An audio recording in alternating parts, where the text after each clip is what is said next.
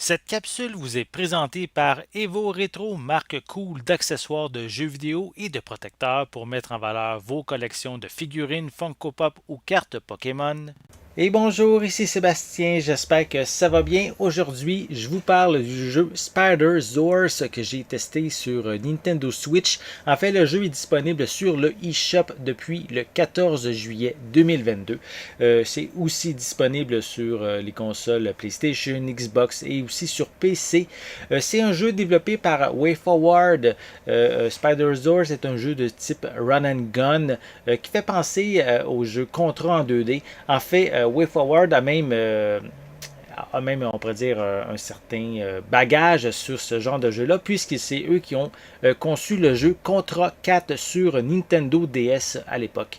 Donc ici, c'est un jeu qui propose une histoire originale qui se situe dans un futur proche où la nourriture est plus rare, causée par des éruptions solaires et la surpopulation. On a un scientifique qui va développer un croisement entre des dinosaures et des araignées afin de pouvoir nourrir tout le monde. Cependant, ces créatures sont devenues incontrôlables et notre mission est d'éviter justement la fin de l'humanité. Donc, on a le choix entre deux personnages, soit Adrian, qui est un policier en formation. On a également Victoria, qui est une rockeuse punk maniant la guitare. Deux personnages vraiment hauts en couleur qui ont leur propre tempérament. Si on joue, on peut choisir le personnage qu'on veut et on a aussi la possibilité de jouer à deux en même temps. Les acteurs qui vont prêter leur voix offrent une très bonne interprétation. On a aussi l'impression par moment même d'être dans un dessin animé. Le gameplay est assez simple, rapide alors qu'il faut courir, sauter, esquiver, viser les ennemis avec notre arme dans différentes directions. On peut en fait tirer vers le haut, le bas, en angle de 45 degrés.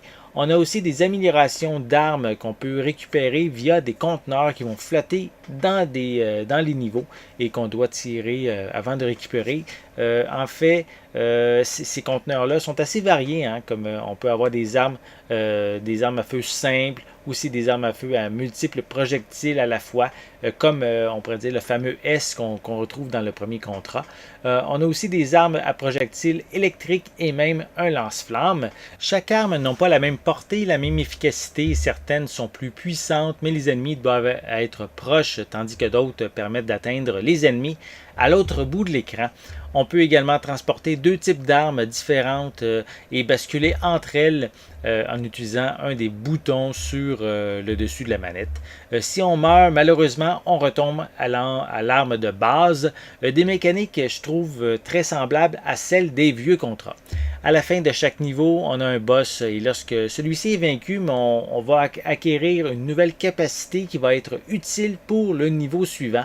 On va pouvoir ainsi effectuer des doubles sauts, s'accrocher au mur et aussi tirer des toiles afin qu'on puisse s'attacher au mur et aux plateformes au-dessus de nous.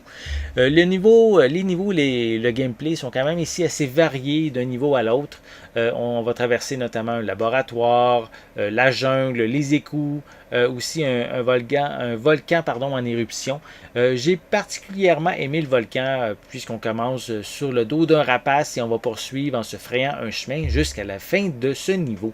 Le jeu est assez court par contre puisqu'il n'y a que 6 niveaux en tout, mais il est aussi assez difficile. Hein? On commence avec 3 conteneurs de santé qu'on va perdre en se faisant toucher par un ennemi ou par un projectile. On a par contre quelques vies qu'on va pouvoir accumuler au fil de l'aventure. Et on a aussi des continues. Je ne l'ai pas testé au complet, mais il me semble qu'on a vraiment une très grande quantité, peut-être même à l'infini. On a aussi des points de sauvegarde, hein, donc ça permet de recommencer au niveau où on était rendu. J'ai trouvé quelques segments mal conçus côté level design. Les balles des ennemis peuvent traverser certains murs, mais pas les nôtres. Au début, j'ai été surpris puisque je me pensais protégé derrière un mur, mais finalement, ce n'était pas le cas. Le jeu est à défilement horizontal et en hauteur. Les plateformes de certains passages à la verticale, je les trouve mal positionnés. Notamment, des fois, on ne voit plus notre personnage qui est sur une plateforme plus basse, mais on n'est pas mort encore pour ce moment-là.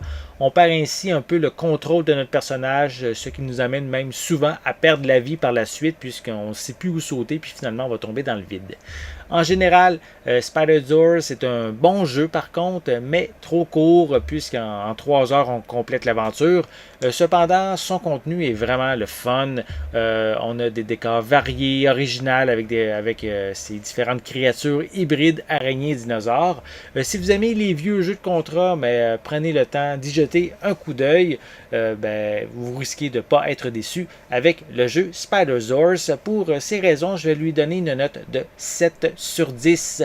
J'espère que vous avez aimé cette vidéo. Si c'est le cas, n'hésitez pas à mettre un pouce en l'air, à laisser des commentaires. Dites-moi justement, est-ce que vous avez déjà essayé le jeu Spider-Zord qui vient de sortir? Est-ce que vous aimez à la base des jeux de style Contra Run and Gun?